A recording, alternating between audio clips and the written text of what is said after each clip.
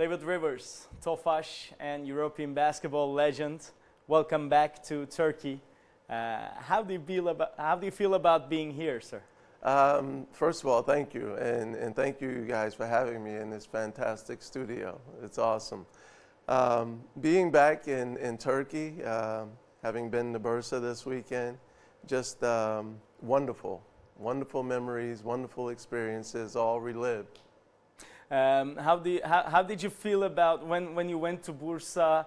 Did you see one of your some of your ex-teammates, and then did you feel old? Yes to the first part of your question. Yeah, I had a great welcome dinner when I arrived, and my captain Nurat was there from the days of old, and a few journalists, and it was very nice. It was with Toga, the general manager, and a few other people from Tofaş. Just really rewarding to see those familiar faces, and meeting some of the fans. All that stuff was great, and meeting their kids. But feeling old, no. I still feel like I can get out there and play. That's the mind, but the body tells you something else. But no, it's all been great. It's been fantastic. So, of course, you're not playing basketball right now. Even your mind says to play, but you're not playing. What are you doing in these days? Well, more currently, I've been honored with the position of being global ambassador for Tofaş Fiat Basketball Club. And that role and responsibility requires me to work with Euroleague OneTeam. And Euroleague OneTeam is about corporate social responsibility, giving back to community. And one of the reasons why I accepted, number one, is because Toga, we have a great relationship, and he was one of the first few people I met when I first came to Turkey. And so Toga, along with my president at the time, FA, they really shaped my understanding and awareness of the people of Turkey, the Turkish culture. And from there, it was just a perfect match. So I'm here to represent Tofaş and its team, its organization, the players, the fans. It's a great honor for me. We will talk about the history, of course, but what do you know about Tofaş in these days? Do you follow their games? Maybe about young players? What do you know about Tofaş? Yes, I have been following them off and on, just as a natural byproduct of keeping in touch with Toga and F.A. Aydın and some of the other guys. I understand that they are trying to reemerge as a true competitor for a championship title, and hopefully in the years to come become a member of Euroleague. They're doing it right, and they've always done it right, and me being here is indicative of that. I would not be here otherwise. Tofaş, for me, and it's hard to not go into the history, but I have true passion about Tofaş and the organization, namely because this is a business, but at the end of the day, I met people and became friends with people that cared about the human being almost more than the player. And for me, that resonates still today, why I feel the way I do about the city of Bursa, the people there, the management in Tofaş. But going back to your question, they got great young players that are coming up through the program. A number of them are on this year's team. I'm not going to say any names because I'll put pressure on them, but I've seen them in Bormio. And I'll just say this: I have high expectations for all of you. That aside, the things that they're doing from an investment standpoint, developing the community, making the community feel a part of the organization, I think is fantastic, because you cannot have a great program without community. And again, it just makes sense for me to be a part of this, representing, you know, the whole at Euroleague OneTeam, and I'm excited about it. It's an honor. You said that Tofaş organization cares about people more than they care, like, as players. Do you think it's the reason that they grow a lot of youth stars or youth players from their infrastructure, you know, from their youth teams, academy? Yes, yes, because they don't operate and function with knee-jerk reactions. You know, players get hurt in this business all the time, and you know, you're hard-pressed to find organizations that will stay true to their commitment and investment. And Tofaş is one of those organizations where that's just part of the fabric. It's natural, and that's what makes it special, and that's what motivates me to come back and want to be a part of it and help them grow from a different position. So what about your playing days with Tofaş? Just tell me about your first impression when you came to Turkey, came to Bursa, because many of your friends have a lot of stories about you and yourself. How did you feel when you came here first? Well, you know, my first impression with some of the things that I saw was a little bit different, but I have to say, you know, I'm the type of person that, you know, you can walk me into a cluttered room, but I can still find the true purpose, the gem, the gold. And I knew that I was dealing with good people that wanted to do great things. So when you go into a locker room and you're used to coming into a locker room with the LA Lakers, the champions, and you go into a locker room with a club that's trying to, you know, become great, you tend to just look around and say, okay, I'll work with this and maybe we can change some things. I remember that Alper Yılmaz, currently the GM of Efes, he told me a story about that, you bringing pads for everyone. What was that? Well, the floor, let's just say the floor wasn't quite what you would normally find in a locker room. But, you know, any little thing that I could do off the court to help and make something better, you know, I would do. Because for me, again, you know, you have to demonstrate leadership in various ways and show teammates at different times you're willing to sacrifice to provide them with different comforts, little insignificant stuff that in the end, as the season goes along, will come back and add value when you're asking that guy to run a little harder. So, you know, it was interesting. You know, I won't go into some of the other stuff with regard to animals, but it was quite an experience. The tradition of, let's say, the tradition of the season about sheeps and everything. Yes, yes, that was that was different for me coming out of Jersey City. You know, not used to seeing things like that, but you know, it's part of the culture. And you know, I was just blessed to be very open-minded and being a good listener and being considerate to learn from my environment. So it was rewarding in the end.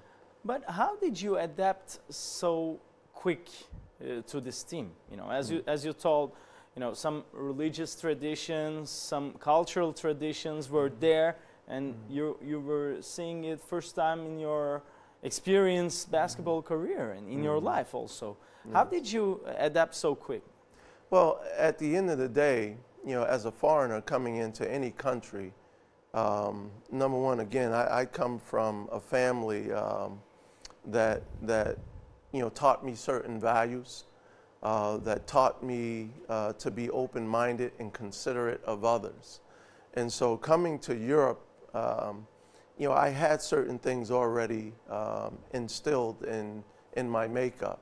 So basketball, you know, that's universal. You're talking about a hoop, a rim, a net. I could play that anywhere. It wouldn't matter.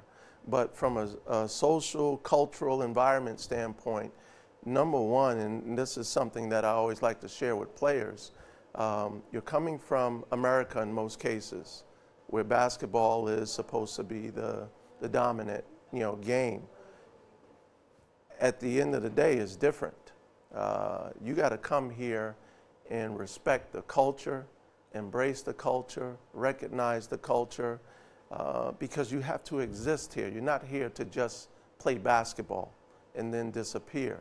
So it was very easy for me, because again, I'm always conscious of my environment, and that's important. So you were storming on the court with your teammates, with Rashad and Slaven. It was a great team over there. Murat, Alper, yeah.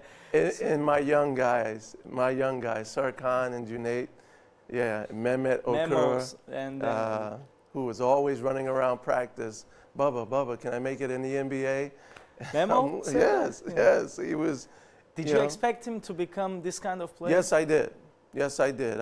When he asked me that question the first time, I looked him straight in the face, and I said, yes, absolutely, you can make it. I said, the only thing you have to work on is this. You have to become stronger mentally. But I had no doubt. I'm not surprised at all by his success. Did you expect him to be an all-star player like he was? Yes, absolutely. Absolutely. When I saw Mehmet as a young player, he reminded me of Kukoc. Really? That's who he reminded me of. And I think maybe with a bit more talent. Wow. So I wasn't surprised at all. So how was that team? The chemistry and on the court, both of them? It was fantastic. I think the guys were a little bit surprised by me because they obviously saw me play. But I practice a lot harder than I play. And I expect that from everyone else. So I think we changed the dynamics of certain mindsets along the way. But, they motivated me. And they don't know this today. They're hearing it for the first time. But when I arrived, I got to know them. I got to assess and see what kind of talent we actually had. And when I discovered what kind of talent we had, that just made me even more excited, made me even more confident. Because as good or great as I was, I always knew that I couldn't win a championship by myself. I could win individual accolades by myself, but I could never win a championship alone. And so they inspired me, they motivated me. It was fantastic, beautiful. Yeah, and it's easy to gel with the team when you're dishing out that much assists, huh? Well, I was trained. I was trained to be mom and dad to everybody on the floor, even the officials, from early age. I had great coaches. My coach Bob Hurley at St. Anthony's, really taught me a lot and gave me strong foundation to play the game. So, it's important to get everybody involved. It's important to know how Rashad likes to receive the ball and win, hitting Slaven in motion. Things that, as a guard, as a leader, you need to know all of these things. And for me, it was very simple. And you learned from the best, of course. You were a part of this Showtime Lakers team, and then you were a teammate of Magic Johnson, and, how was it? Well, it's interesting. That's priceless experience, because I come out of college, out of Notre Dame, and we go to the NCAA all 4 years, and, again, MVP honors there and all that stuff. But leaving college and going into the pros and playing with the LA Lakers, you couldn't ask for a better experience. I got to see exactly how it's done right. I'm working with Kareem Abdul-Jabbar, and he's giving me, tips on how to play in the low post. And, I'm a point guard, but he's giving me tips. And so, again, just learning everybody's habits and seeing them do it right is just truly, truly priceless. Pat Riley, our #1 leader at that time, was just sensational. And a lot of the things I learned still stayed with me when I came to Europe. Just priceless experience. Well, what about Pat Riley is still leading something somewhere? I think he cannot leave this habit, huh? Well, he's a born leader. Well, for him, it's, he wakes up and that's what he has to do. It's natural. He's a guy that is very committed to his philosophy, and I would challenge him every single day in practice because I wanted playing time, and I had magic in front of me, and I'm doing everything I need to do in practice. I mean, having great workouts in practice to the point where one day Pat Riley walks up to me and in the middle of practice, he says, "David, I'm sorry, but you need your own team." And I'm looking at him. I'm so furious. I just look at him because I know what he's talking about. He's like, "You're not going to play very much," is what he's saying. And so, I took that in stride. I knew where I was. I knew it was a great opportunity to learn. Yeah, I mean, you had all the legends, Byron Scott, Michael Cooper, A.C. Green, Michael Thompson, Kareem Worthy, Magic, Jeff Lamp, Tony Campbell, Milt Wagner. I mean, great players, great group. And so it was a great learning experience. And then in Europe, you had your own team. And as a leader, you won the Euroleague and you write the history for that club. I'm talking about Olympiacos, of course, yes. In 1997, which many people didn't expect you to win. You weren't the biggest favorite of the season, and then you won it. Yes. How was it? It was fantastic because we didn't start out perfect. And then I'm really sorry. 1 year before of that, it was Dominic Wilkins who won the Euroleague. Yes. And then he became the MVP and everything with your rivals, Panathinaikos. And how, did it make a pressure on you like that or something? No, it made me angry. It made me more hungry. But that year they won Euroleague. We actually got a little bit of vengeance by beating them in the national championship. But when we had the Triple Crown season, it wasn't all smooth. It wasn't smooth at all. At a different point during the season, people didn't think we would even get to the Final Four. And I remember very clearly having interviews with journalists saying, "Look, we're going to win the championship." And this was back in maybe January. And I would tell people adamant, we're going to win the championship. And for me, I had that confidence because, one, I knew the preparation I put in, but two, I knew my teammates. So I had all the confidence in the world in the fact that I had the responsibility of leading. I was adamant, and that's what happened. Coach Ivkovic just retired, and how was your relationship with him? It was good. It was very productive, very productive. He's a quiet leader. He's a quiet leader, and I think a lot of my teammates benefited from that, versus playing for Coach Ioannidis, who is a very demonstrative leader and get up in your face and yell and scream and grab on you, but still very effective. Both coaches, well accomplished. But Ivkovic was silent, strong, and he simply laid out the game plan, and when he would lay out the game plan, all I needed to do was to get our guys to execute it, and that started with me. So we had a great relationship. Olympiacos waited 15 years to make that happen again. And surprisingly, it was Coach Ivkovic again, and this time, in your role, it was Vasilis Spanoulis. Yes. And they weren't the favorites again in 2012. How was it? It was great. I'm a big fan of Spanoulis.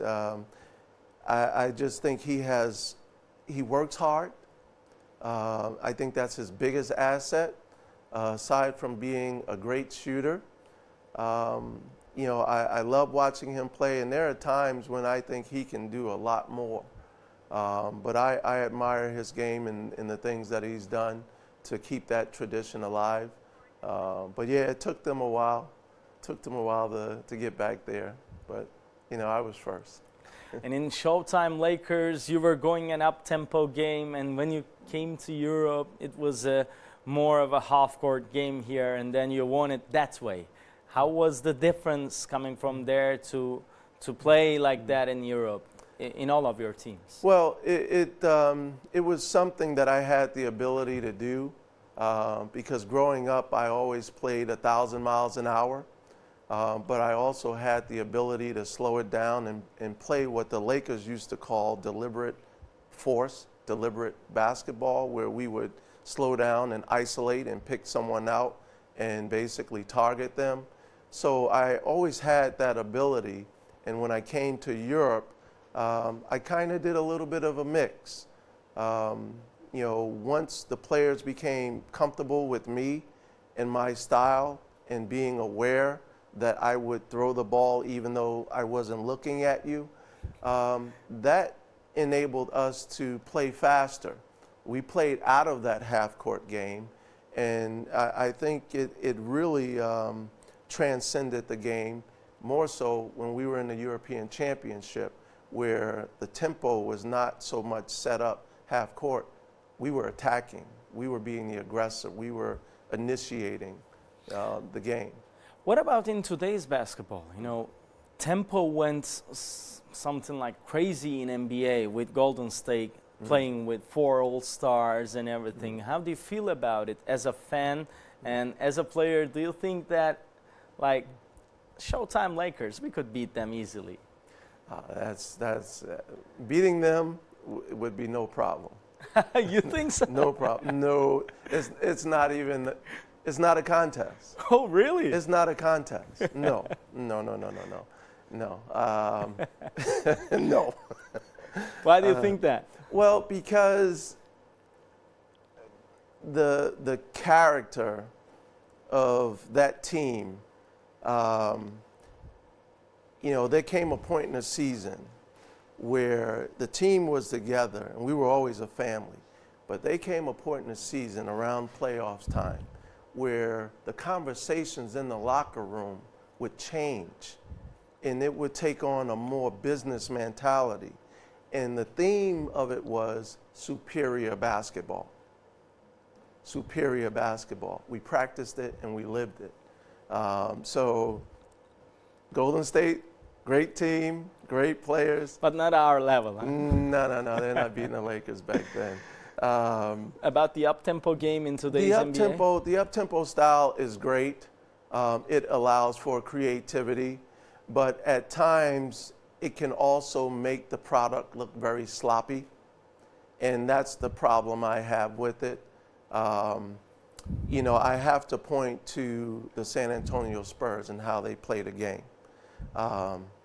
They're up-tempo, but you don't ever get a sense that the game is out of control, the game is sloppy. I think with a lot of teams that are trying to mimic the way the Warriors play, I think they get out of character. It's very strange that you point out San Antonio Spurs basketball, because they, as one of the great point guards in history of basketball, you love to have the ball in your hands, but in San Antonio Spurs system, you don't have it. No, no. But you say that it's better. Exactly, because it makes everybody a threat. You basically, it's hard to plan and scout for a team like that, because at any given moment, someone's catching the ball in rhythm, in that motion, and they have the option to read and use their ability. So, and that ball is moving around a lot. So it's not like Tony Parker is not touching it. Manu Ginobili is not touching it. Those guys get to touch it, and the reason why they've been so successful is because if I had to point to a team, well, I guess the Warriors would be in this category too. But if I had to point to teams that had a group that did not care about who got the credit, I would look at the Spurs, I would look at the Warriors, and that's why they are successful. That's really interesting and good wisdom of basketball from you. Do you have any message to your old teammates that you couldn't see when you come to Turkey? First, I will take that message out. Well, you know, my message would be, I cherish the moments that we shared together, and they mean more to me than I probably have had the time to express to them individually. but it's why I'm here today. It's why I still keep the door open to do anything that TOFAS, the organization, asked me to do. It's in large part because of them, because they help create the memories, they help create the legacy, and nothing I ever achieved here could have been done without them.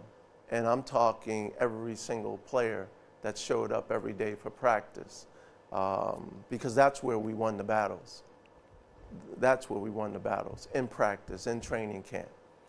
And what about the young basketball fans that maybe one time they would want to be a basketball players, especially in today's technology with everyone having their own tablets and cell phones? Do you have anything to say to them?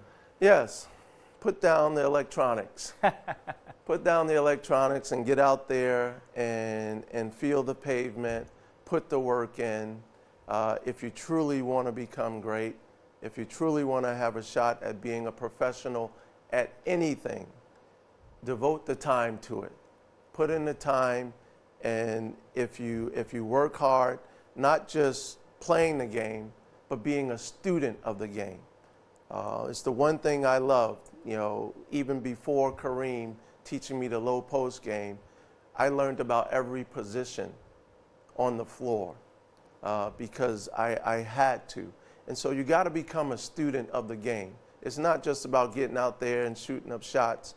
Dream, practice being perfect, and that will take you a long way. But you got to put in the time. You got to be committed.